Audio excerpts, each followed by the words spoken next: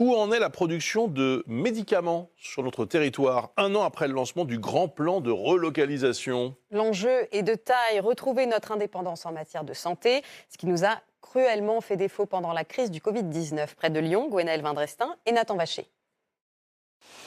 Des petits cachets blancs, tout ce qu'il y a de plus français. Voilà, une boîte de paracétamol fabriquée à Saint-Genis-Laval. Chaque jour, cette usine peut produire jusqu'à 2 millions de comprimés de paracétamol destinés au marché national.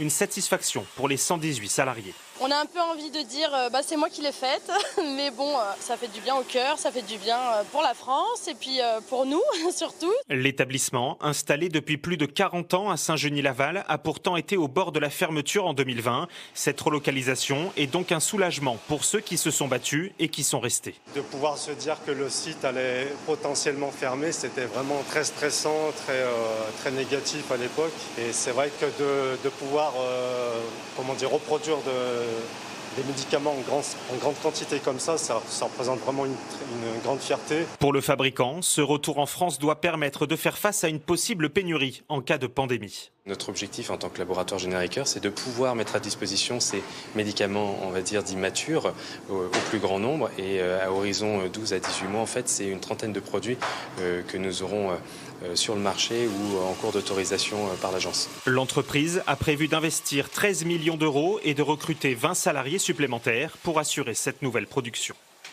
Et toujours au